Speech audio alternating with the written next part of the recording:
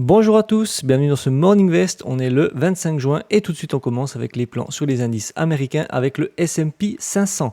En daily, on peut voir qu'on est toujours dans un flux qui est haussier, on est toujours au-dessus des moyennes mobiles malgré ces 3 journées consécutives à la baisse. Et puis aujourd'hui, on recommence gentiment un petit peu dans le vert, on se rapproche gentiment de la zone 5500, du niveau de prix 5500. Pour rappel, c'est un niveau psychologique, c'est un niveau où il y a des fortes réactions, puis on peut le voir ici, lorsqu'on avait réussi à le clôturer par le dessus, on n'avait pas réussi à le repasser par en dessous, on avait vraiment une pression acheteuse qui était vraiment importante et puis ensuite on avait fait une grande bougie verte.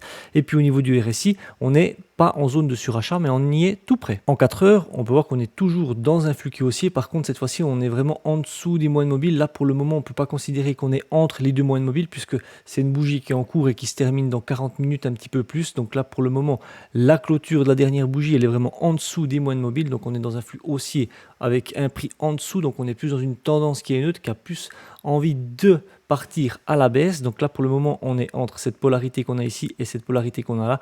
Donc là, les scénarios, ce serait soit qu'on fasse une petite période de range par ici, puisqu'on est sans tendance, soit qu'on arrive à casser cette polarité, soit par le haut, qu'on vienne la retester et qu'on reparte à la hausse, soit le même scénario, mais à l'inverse.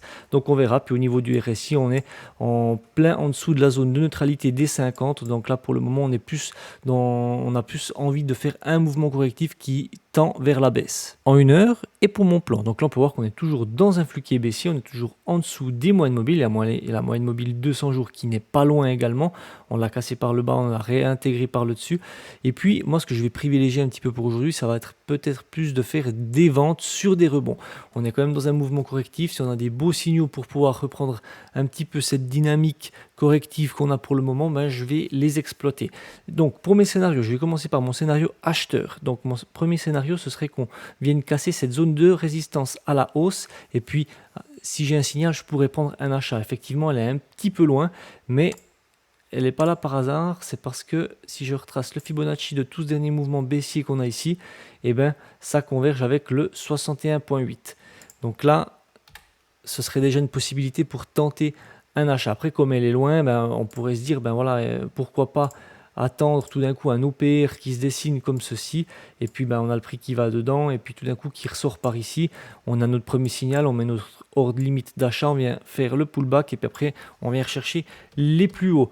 En tout cas, le 61,8 du dernier mouvement baissier, et puis plus si on a la possibilité d'aller plus haut. Mais là, pour le moment, c'est vrai qu'on n'a pas trop de plans qui seraient plausibles avant cette zone de polarité pour pouvoir tenter un achat, puisqu'on est quand même dans un flux qui est baissier. Puis si on tente un achat par ici, on peut voir qu'on a quand même été bloqué par la moyenne mobile 20, la moyenne mobile 50, on a eu un petit excès, on est revenu.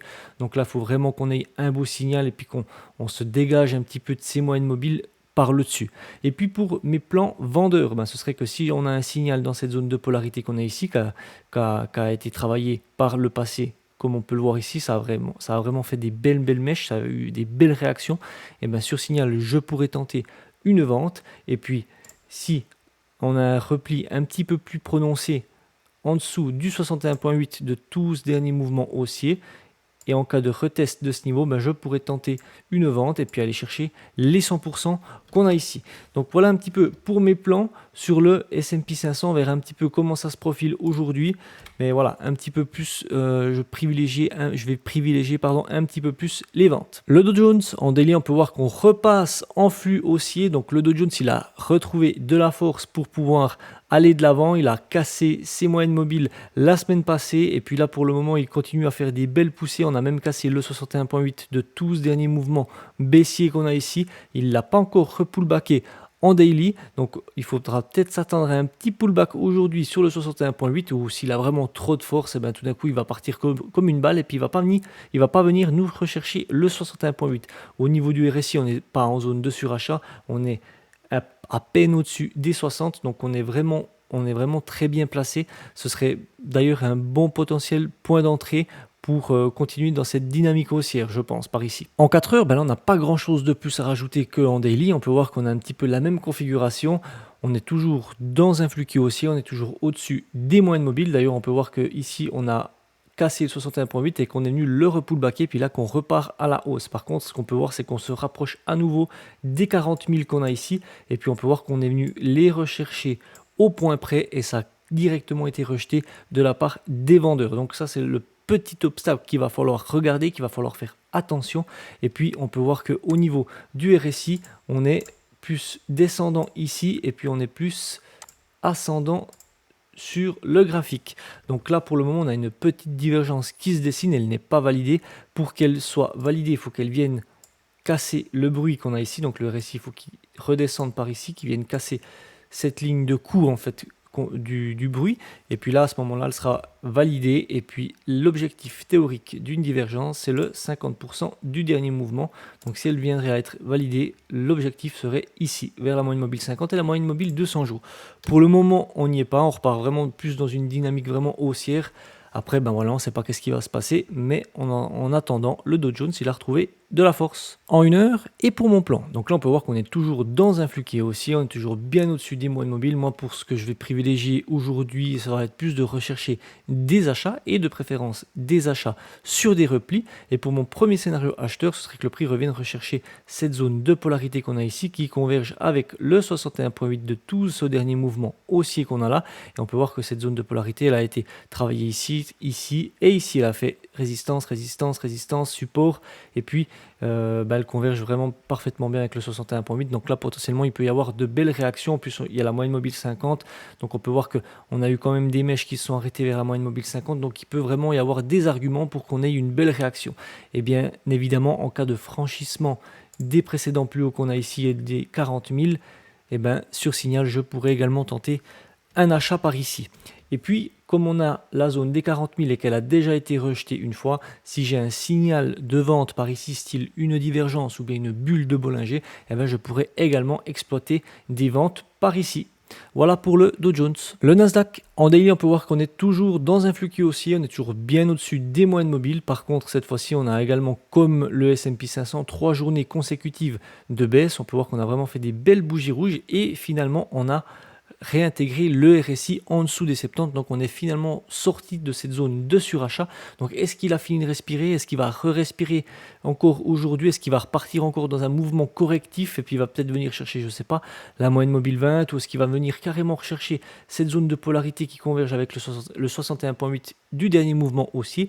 On verra tout ça dans la journée et ces prochains jours. En 4 heures, on peut voir cette fois-ci qu'on est toujours dans un flux qui est haussier. Par contre, on a clôturé en dessous des moyennes mobiles, on a clôturé en dessous des précédents plus bas également. On a clôturé en dessous de cette zone de polarité, puis on peut voir que les moyennes mobiles, elles ont quand même une tendance à aller contre la baisse, et puis elles ont peut-être envie de changer de flux, de se recroiser, puis passer dans un flux qui est baissier. Donc là, comme on peut voir qu'on était monté comme une flèche la dernière fois, ben forcément si on monte comme une flèche, ça fait des petits creux de volume, et puis on a quand même peut-être une tendance à redescendre autant facilement que ce qu'on est monté. Donc la prochaine zone, je dirais, qui serait potentiellement importante, ce serait celle-ci, cette zone de polarité qu'on voit là, et qui converge en plus avec le 61,8 de tout ce dernier mouvement haussier. Donc je ne sais pas si le Nasdaq va repartir jusqu'ici, nous trouver un signal d'achat, puis après repartir. Ça, on verra un petit peu comment ça va se passer. Mais c'est vrai que si on viendrait à casser ces précédents plus bas qui nous a fait, ce dernier plus bas ici qui nous a fait, ben c'est vrai qu'on aurait plus une tendance à recontinuer et d'aller chercher vraiment la prochaine zone. En 1 heure, et pour mon plan, donc là on peut voir qu'on est toujours dans un flux qui est baissier, on est toujours en dessous des moyennes mobiles, on est en train de faire un joli petit rebond, on est dans une zone de support, pardon, et puis on peut voir qu'on était en zone de survente au niveau du RSI, on a réintégré le niveau des 30, donc là pour le moment on n'est plus en zone de survente, on est en train de faire un rebond.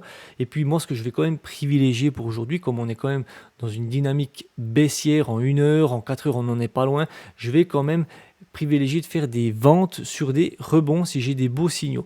Après, si j'ai un beau signal acheteur, eh ben, je ne m'empêcherai pas de le faire. En attendant, mon scénario acheteur, mon premier et mon seul scénario acheteur, ce serait que si on vient casser cette zone de polarité qu'on a ici et que j'ai un signal, eh ben, je pourrais tenter un achat.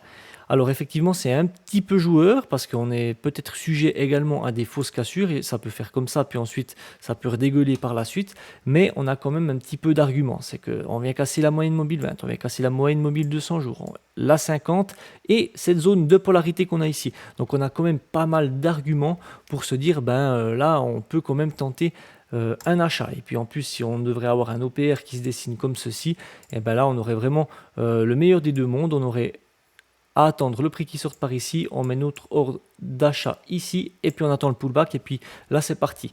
Après voilà, on n'est pas, c'est pas impossible qu'on ait une fausse cassure et que ça reparte à la baisse. Et puis c'est vrai que j'aurais préféré attendre qu'on casse cette zone de résistance ici pour pouvoir tenter un achat. Le seul truc, c'est qu'on en est assez loin pour le moment. Et puis on a un contre-argument, on en aura toujours, mais là on en a quand même un gros, à mon sens, c'est que si on attendrait un signal d'achat dans cette zone de résistance, on a le 61,8 de tous ces derniers mouvements baissiers qu'on a là. Donc c'est pas un trade que je prendrais, j'attendrai qu'on casse le 61,8 puisqu'on est juste au-dessus. Et puis pour mes scénarios vendeurs, ce serait que si j'ai un autre signal par ici et un rejet, par exemple, de cette zone de polarité, de la moyenne mobile 200, la 50, sur signal, je pourrais tenter une vente et les exploiter dans ce secteur. Et bien évidemment, si on viendrait à casser les précédents plus bas, je continuerai de vendre dans le flux qui est baissier.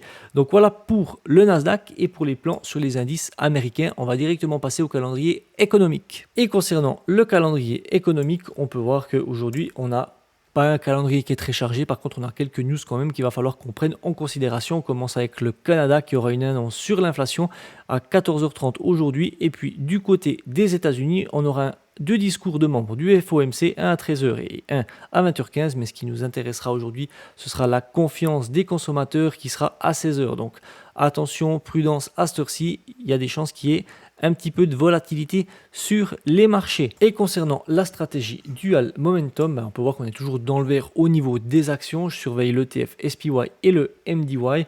On peut voir que le SPY, malgré ce petit mouvement correctif, on est quand même dans le vert, toujours. Et puis le MDY, des fois on est dans le vert, des fois on est dans le rouge. Donc je ne vais pas forcément le regarder, mais on va aller voir sur les graphiques un petit peu pour voir ce que ça donne. On va commencer avec le MDY. Le MDY, on peut voir que c'est toujours un petit peu brouillon. On peut voir qu'on est vraiment en train de tourner autour de cette zone qui est ici, autour des moyennes mobiles en fait. Et puis on peut voir qu'on a quand même, malgré ces petites bougies vertes qu'on nous fait un petit peu régulièrement, on a quand même une tendance à vouloir passer dans un flux qui est baissier, puisqu'on a les moyennes mobiles qui se rapprochent l'une de l'autre et qui ne demandent qu'une chose là actuellement, c'est de se recroiser. Et puis on peut voir qu'au niveau de la zone de neutralité, comme je l'avais dit également ces précédents jours, on est en train de faire toujours des rebonds, mais pas dans le bon sens, en dessous du niveau 50. Donc là pour le moment, on n'est vraiment pas dans une dynamique haussière, on est plus en attente de repartir dans un flux qui est baissier. Donc là pour le moment, le MDY, on ne le touche pas, on n'a vraiment rien pour rentrer en position. On ne nous donne pas vraiment conviction qu'on puisse lui faire confiance. Et puis concernant le SPY, là on a commencé à avoir notre petite respiration. Donc là potentiellement on commence à être pas mal. On a commencé à sortir de la zone de surachat au niveau du RSI. Donc là potentiellement, si on revient dans cette zone de polarité qu'on a ici, qu'on vient vers la moyenne mobile 20, voire même le 61,8 de tout ce dernier mouvement haussier qu'on a ici, on a quand même des arguments pour pouvoir re-rentrer en position. Il faudrait, dans l'idéal, qu'on vienne gentiment vers la zone de neutralité et qu'on fasse des petits rebonds dessus sans forcément aller en dessous. Ça indiquerait vraiment qu'on ait fait notre respiration et qu'on ne retombe pas dans une tendance qui est baissière. Donc voilà un petit peu pour la stratégie. On va attendre qu'on ait un signal, on verra ce que ça peut donner. Pour le moment, on reste carré, on attend. On est le 25, on arrive à la fin du mois, donc ça va être encore cash pour le mois de juin. On verra un petit peu le mois de juillet ce qui va se passer. Et puis on patiente gentiment. Donc voilà, c'est tout pour moi pour aujourd'hui. Je vous invite à mettre vos retours dans les commentaires, à vous abonner à la chaîne. Moi, je vous dis à tout bientôt pour une nouvelle vidéo. Et surtout, n'oubliez pas de rester prudent sur les marchés. Ciao!